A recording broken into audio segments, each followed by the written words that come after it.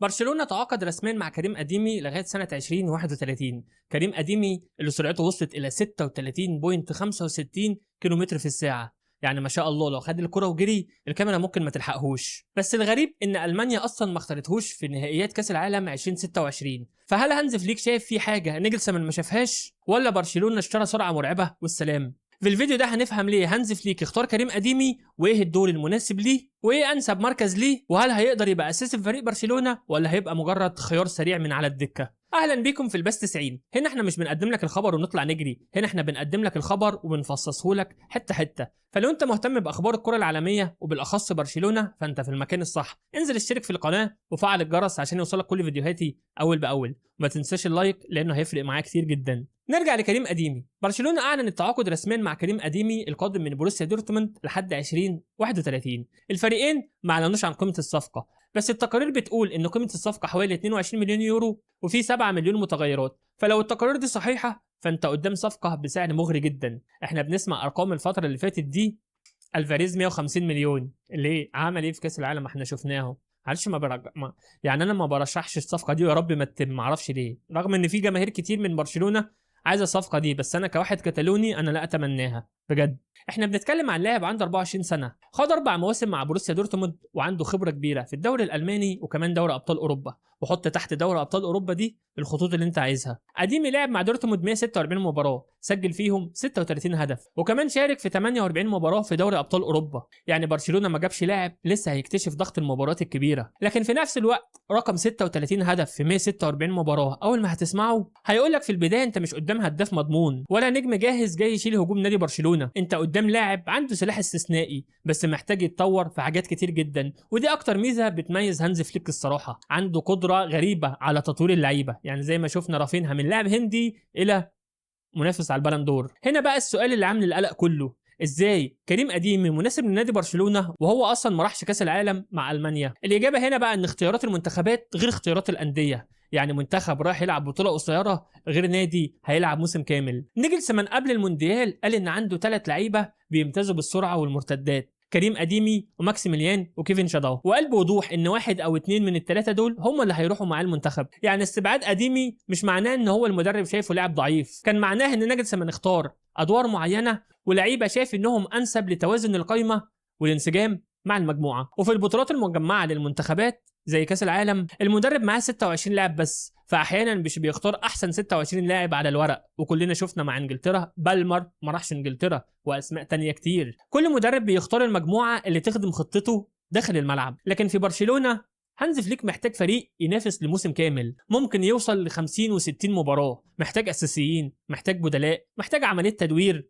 بس عدم اختيار أديمي في منتخب ألمانيا هو علامة استفهام كبيرة جدا على ثبات مستواه ومكانه وسط المنافسة، لكنه مش دليل قطعا على ان صفقة برشلونة غلط. بس السؤال هنا بقى، ليه هانز فليك راهن عليه؟ فليك ما يعرفش كريم أديمي من فيديوهات ولا حد قايل له عليه. فليك كان درب كريم أديمي قبل كده. فليك هو المدرب اللي اداه اول مشاركه مع منتخب المانيا من حوالي 5 سنين، وأديمي قال وقت تقديمه ان هانز فليك هو السبب الرئيسي لاختياره برشلونه، وانه واثق فيه ومستعد يلعب في اي مركز يطلب منه. يعني اللاعب داخل وعارف افكار المدرب كويس جدا، والمدرب عارف امكانياته وعارف عيوبه وعارف بالظبط هو جايبه يعمل بيه ايه. ودي نقطه قويه جدا في صالح الصفقه. طالما هانز فليك راهن على حد فهو كسبان، ودي نقطه قويه جدا في صالح الصفقه، بس بتحط المسؤوليه على هانز فليك. لان اللاعب لو ما نجحش محدش هيقدر يقول ان الاداره فرضت كريم أديمي على برشلونه ولا على هانز فليك. ده هانز فليك هو اللي طالبه بالاسم، وهو اللي مطالب ان هو يطلع احسن نسخه من كريم أديمي. بس هنا لازم نوضح حاجه مهمه، ان كريم أديمي مش جاي عشان ينقذ هجوم برشلونه.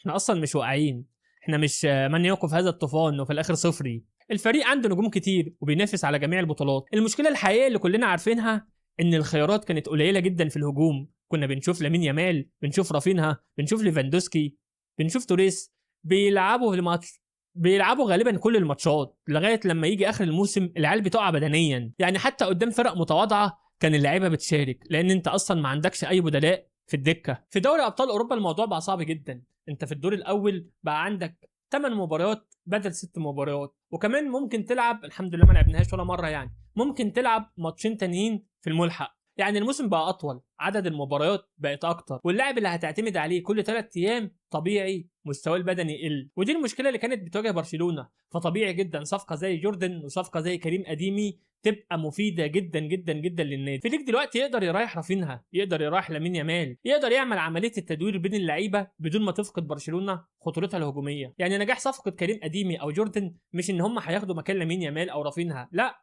هي عمليه التدوير. ممكن نجاح الصفقات ديت هي ان الفريق يوصل لاخر الموسم وهو لسه مستواه البدني ما وقعش، وده الفرق بين فريق بيبدا قوي وفريق بيكمل للنهايه قوي ويرفع البطوله. نرجع لاديمي. اديمي بيلعب ايه اصلا؟ اديمي بيلعب في كل مراكز الهجوم. هو لاعب اشول، بس يقدر يلعب على اليمين، يقدر يلعب على الشمال، يقدر يلعب في قلب الهجوم. لكن اهم ميزه عند كريم اديمي هي السرعه. سرعته اللي وصلت الى 36.65، وده رقم قياسي في الدوري الالماني. اديمي اخطر ما يكون لما يستلم في مساحه او يتحرك في ظهر الدفاع من غير كوره. هو مش اللاعب اللي محتاج يعمل 4 5 لمسات عشان يعدي من المدافع، هو ساعات بيعديه ان هو ممكن يرمي الكرة وراه، وعلى ما يلف اصلا يكون كريم اديم وصل للجون. وده النوع اللي فليك بيحبه، اللاعب المباشر، يجري لقدام ويضرب الدفاع قبل ما يلحق ينظم نفسه. السؤال هنا بقى، كريم اديمي هيضيف ايه لبرشلونه؟ اول حاجه هي الجري في ظهر الدفاع. برشلونه عندها لعيبه كبيره جدا تحب تستلم الكرة على رجلها، لامين يامال، بدري، اولمو. لكن اي فريق كبير محتاج لاعب يجري في ظهر الدفاع. تخيل لامين يامال ماسك الكرة ناحيه اليمين، وشفناها كتير جدا، مش الموسم اللي فات ده، الموسم اللي قبله، في موسم تألق رافينها. لامين يامال ماسك الكرة على الجهه الثانيه، رافينها بيجري في ظهر الدفاع، الحته بتاعته دي او الحته دي في ظهر الدفاع، رافينها قدام الجون. ومع تراجع مستوى رافينها الموسم اللي فات، فكريم اديمي هيبقى خيار مناسب. فانت كنادي بتلعب برشلونه، انت قدامك خيارين،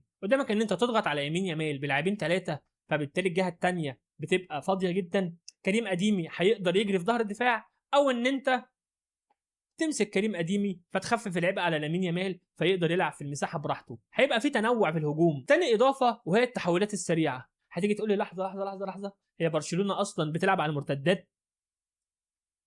اغلب الفرق اللي بتلعب برشلونه بتبقى رصه الاتوبيس اصلا، وبرشلونه ماسكه الكره طول المباراه. حاجه اقول لك ان المباريات الكبيره ممكن تخلصها بمرتده، وكلنا شفنا في الكلاسيكو وفي دوري ابطال اوروبا مع بايرن ميونخ مرتده من رافينها في ماتش بنفيكا، الجون اللي انت كسبته في اخر ثانيه، الرابع من رافينها. ومباريات كتير بتحتاج السرعه في المرتده. يعني السلاح ده اصلا موجود في برشلونه وبنكسب بيه مباريات واحيانا بتفنشها. فانت بتضيف للفريق لاعب سرعته مرعبه في المرتده دي، مرعب بكل ما تحمله الكلمه من معنى. ثالث اضافه وهي التنوع. اديمي بيلعب في كل مراكز الهجوم، يعني انت ممكن تغير شكل الهجوم من غير ما تعمل ولا تبديل. لكن في نقطه مهمه جدا، في مباريات كتير كريم اديمي مش هيلاقي المساحه اللي هيحتاجها عشان يجري بيها. فرق كتير في الدوري الاسباني بترص الاتوبيس قدام برشلونه وبتقفل العمق وبتسيب المساحات ضيقه جدا، وهنا السرعه لوحدها مش كفايه. اديمي هيلعب في مساحات ضيقه، هيحتاج تمريره 2 3 ويحسن من قراره النهائي قدام المرمى، وده الاختبار الحقيقي للصفقه. طب فين المشكله؟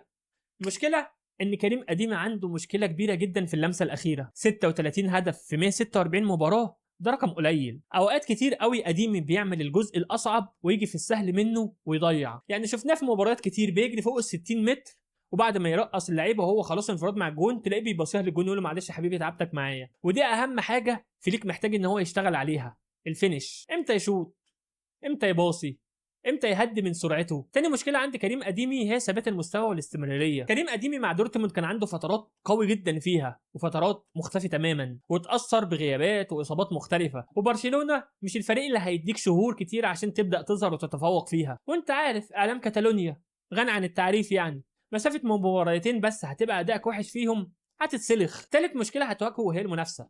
عندك لامين يامال ورافينها وجوردن، فيران توريس، جوردن وفيران توريس اللي تألقوا في كاس العالم، القرش بتاعنا، هدف النهائي، روني بارداغجي. فكريم مش هيجي يلاقي الدنيا سداح مداح وان هو هيشارك بسهوله، لا، هيلاقي منافسه، محتاج ان هو يثبت نفسه جدا علشان يحط اسمه في التشكيله الاساسيه. لازم يكون اذكى في التحرك، اقوى في الضغط، احسن في اللمسه الاخيره. السؤال هنا، هل كريم اديمي جاي بديل ليفاندوسكي؟ فاكيد لا. اديمي ممكن يدخل راس حربه، ممكن يلعب مهاجم متحرك، ممكن يلعب مهاجم وهمي، بس هو ابعد ما يكون على انه يكون مهاجم صندوق كلاسيكي. مش افضل لاعب تسند عليه وظهره للمرمى، ومش منطقي تطلب منه كل موسم 30 35 هدف. هو سلاح حركه ومساحات، ممكن يغير لك ماتش بانطلاقه ويعاقب لك فريق فتح خطوطه قدامك، ويجبر دفاع الخصم ان هو ما يضغطش عليك عالي. لكن لو برشلونه عايز مهاجم 9 ولدنا حمزه عبد الكريم، فده اكيد حاجه تانية خالص غير كريم اديمي. نيجي بقى لاهم سؤال، ازاي هانز فليك يستفيد من كريم اديمي؟ انا شايف ان هانز فليك قدامه 4 طرق. اول اختيار، يبدا كريم اديمي كجناح شمال للفرق اللي بتلعب بخط دفاع متقدم. من هناك هيقدر يجري في ظهر الظهير ويدخل للمساحه ما بين الظهير وقلب الدفاع. وزي ما قلت لك هيستفاد من ان لامين يامال بيشد اكتر من لاعب ليه ناحيه الشمال، فهو هيقدر يستفاد من المساحه اللي وراه. وكمان هيستفيد من ان لامين يامال بيسحب كذا مدافع معاه، فهو هيستفيد من الناحيه العكسيه. تاني اختيار، راحه اللاعبين. المباريات اللي اقل صعوبه في الدوري يقدر ينزله، ياخد جو البطوله وياخد جو الدوري الاسباني، يريح رافينها، يريح لامين يامال، يريح المهاجم اللي لسه ما نعرفوش هو مين، يا ترى هيبدا بحمزه عبد الكريم ولا هيجي خوليان الفاريز. ودي اهم نقطه، التدوير مش معناه ان انت بتنزل بفريق ضعيف، التدوير ان انت بتحافظ على نجومك لاطول فتره ممكنه في الموسم. ثالث اختيار، وهو ورقه رابحه جدا من على الدكه قدام الانديه اللي دفاعها خلاص وقع بدنيا. يعني لو برشلونه متعادل والخصم خلاص بدا يتعب وبدات تتخلق المساحات، هنا ينزل كريم اديمي يخلص لك الماتش بكورتين. رابع اختيار، يريح لامين يامال ان هو يلعب مكان لامين يامال في وقت لا قدر الله الاصابه او في وقت الراحه، هيقدر برجله الشمال تستفيد منه استفاده قصوى. وممكن في ظروف معينه يدخل كمهاجم 9 متحرك، اما كمهاجم 9 اساسي فده مش احسن استخدام ليه. الخلاصه يا صاحبي، كريم اديمي قدام دفاع متقدم فده انسب خيار ان انت تبدا بالمباراه. قدام دفاع متحفظ ومقفل فده انسب خيار ان انت تنزل فيه في اخر نص ساعه. وقدام فريق اقل قوه او ماتش مضمون فده انسب خيار ان انت تبدا بيه. وده علشان تريح لامين يامال او رافينها او جوردن او ايا كان اللي تعبان بدنيا فيهم. من الاخر، صفقه كريم اديمي صفقه ذكيه جدا، السعر مقبول، انت بتتكلم في 22 مليون. انت استثمرت في لاعب عنده 24 سنه، لو انفجر معاك فانت معاك مستقبل. بخلاف ان هو عنده خبره كبيره جدا في ماتشات دوري ابطال اوروبا وسريع جدا، ولسه عنده فرصه ان هو يتطور وترفع من قيمته التسويقيه. نجاح الصفقه دي هيتوقف على 3 حاجات. الحاجه الاولى ان اديمي يحافظ على مستواه، الحاجه الثانيه ان هو يحسن من اللمسه والقرار الاخير، الحاجه الثالثه واللي هي تعتمد على هانز فليك ان هو يستخدمه في المكان والوقت الصح. ودي حاجه انا متاكد منها من هانز فليك. مقياس نجاحه هو لما هانز فليك ريح رافينها او ريح لامين يامال او ريح جوردن او ريح اي حد من الهجوم، هل مستوى الهجوم للفريق قل ولا حافظ على المستوى الهجوم؟ هل وجوده خلى نجوم برشلونه ترتاح بدنيا وانت وصلت لاخر الموسم ولعبتك مرتاحه بدنيا؟ لو الحاجات دي حصلت فصفقة أديمي هي صفقة ناجحة بنسبة 100%. وبكده يكون أديمي اتحول من لاعب سريع جدا للاعب أساسي معاك في الفرقة لمدة سنين قدام. ولو ما حصلش فهو مجرد بديل سد خانة. فأنا تقييمي للصفقة إن هي عبارة عن صفقة محسومة، مكسبها أحسن بكتير جدا من خسارتها. لكن الحكم الحقيقي هيكون عند أديمي لعيب سريع جدا، بس هل أنت لما وصلت للباب فتحت الباب؟ يعني انت لما وصلت للمرمى جبت جون ولا جريت في الفاضي؟ هستنى رايك في التعليقات. شايف ان صفقه كريم اديمي صفقه ناجحه لبرشلونه ولا كان الاولى ان هم يستثمروا الفلوس دي في مهاجم رقم 9؟ وكده نكون خلصنا حلقه النهارده. فلو انت لسه معانا وكملت الفيديو للاخر فانت كده حبيب قلبي وروح قلبي، واستنى منك ردك في التعليقات. ما تنساش اللايك والاشتراك وشارك يجيب غيرك.